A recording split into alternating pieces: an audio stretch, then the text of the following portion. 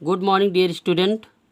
सफलता by Pawan sir channel में आप लोग का स्वागत है। आज आप लोग पढ़ेंगे on his blindness Kavita class 12 का तीसरा पोएम है और जो जॉन मिल्टन के द्वारा कंपोज किया गया है। जॉन मिल्टन कुछ समय के बाद अंधे हो जाते हैं और अंधे होने के बाद अपने जो उनके अंदर काव्य रूपी प्रतिभा है उसका एक्सप्लेन कैसे करें, तो उसी को एक कविता का रूप दे करके लिखे हैं। आइए हम लोग इस कविता के बारे में पढ़ते हैं। और यह कविता एक सोनेट है, अर्थात जो कविता 14 लाइन की होती है वो सोनेट कहलाती है। आइए हम लोग पढ़ते हैं इस कविता के बारे में। When I consider how my light is spent ere half my days in his dark world and wide and that one talent which is death to hide lodged with me useless though my soul more went. Consider means होता है सोचना या विचार करना। Spent means बीत गया या खर्च हो गया।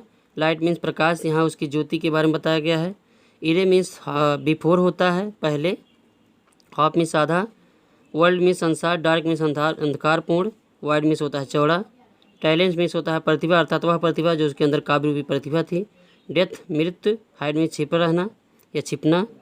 लॉज मीन्स होता है ठहर जाना या रह जाना, पड़ा रहना। यूजलेस मीन्स बेकार। दो मीन्स यद्यप। बेंट मीन्स होता है उत्सुक या जिज्ञासु। When I consider how my light is spent, इरे half my days in this dark world and wide।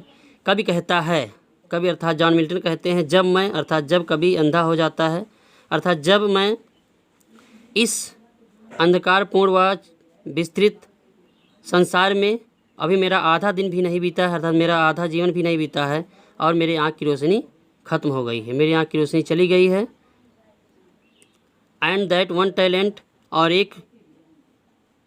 एक वह प्रतिभा अर्थात वह काव्य रूपी प्रतिभा which is death to hide, जो छिपी रह जाएगी। काव्य रूपी प्रतिभा जो मेरे अंदर मृत्यु के बाद रह जाएगी। Lodged me with me useless, और बेकार पड़ी रह जाएगी और मेरे साथ बेकार हो जाएगी। दो माई सॉल मोर वेंट, यद्यपि मेरी आत्मा बहुत ज़्यादा उत्सुक है, यद्यपि मेरी आत्मा बहुत ही ज़्यादा उत्सुक है। To serve there with my maker, अर्थात मेरी आत्मा बनाने वाले अर्थात भगवान की सेवा करने के लिए आतुर है। And present my true account में लेखा जोखा, और ट्रू मीन्स सच्चा। लेस्ट मीन्स कहीं ऐसा ना हो। रिटर्निंग वापस जाने पर। चाइल्ड मीन डांट फटकार या डांटना या फटकारना।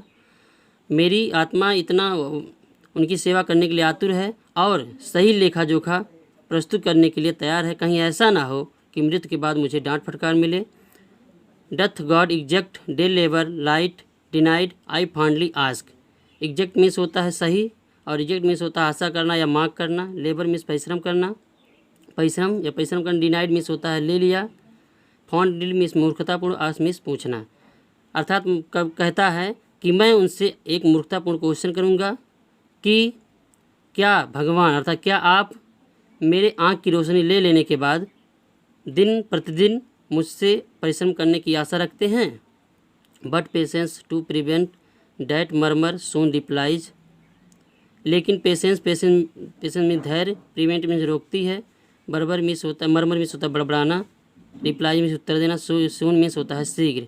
लेकिन मेरी अंतरात्मा, मेरा धैर्य इस बड़बड़ाहट को रोकने के लिए शीघ्र ही उत्तर देती है। God doth not need either man's work or his own gift, who best bear his mild oak।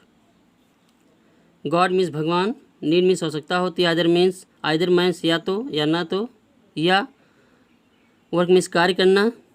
भगवान को किसी व्यक्ति के कार्य की आवश्यकता नहीं होती है। भगवान को किसी के कार्य की आवश्यकता नहीं होती है और ना ही हिज ओन गिफ्ट, और ना ही उस जो उन्होंने गिफ्ट दिया उसके बदले उसे किसी चीज़ की आवश्यकता होती है या किसी दूसरे गिफ्ट की आवश्यकता होती है। Who best bear his mild yoke, mild means होता है हल्का। योग मीन्स होता है जुहाटा। आप लोग जो बैल के कंधे पर रखते हैं, जुआ जिसको बोलते हैं। जो व्यक्ति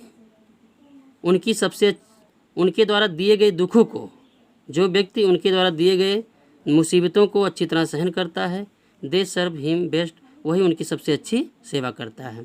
हिज स्टेट हिज किंगली, कि स्टेट मीन्स राज्य है और यहाँ स्थिति है। किंगली मीन्स होता है राजसी या राज्य जैसा या राजा जैसा। उनकी स्थिति एक राजसी होती है, राजा जैसा होता है। 1000 that his bidding speed, 1000 means हजारों, बीडिंग मीन्स होता है आज्ञा देना, स्पीड मीन्स होता है चाल होती है। Post over land, land means धरती, ओशन मीन्स सागर, रेस्ट मीन्स होता है आराम। उनके पास हजारों दूत होते हैं जो बिना आराम किए हुए उनकी आज्ञा का पालन करते हुए, उनके पास हजारों दूत होते हैं जो बिना आराम किए हुए धरती और समुद्र पर उनकी आज्ञा का पालन करते हुए हमेशा उपस्थित रहते हैं। They also serve who only stand and wait, और वह व्यक्ति उनकी सबसे अच्छी सेवा करता है जो हमेशा खड़ा रहता है और प्रतीक्षा करता है। अर्थात वह व्यक्ति उनकी सबसे अच्छी सेवा करता है जो भगवान के ऊपर सब कुछ छोड़ देता है।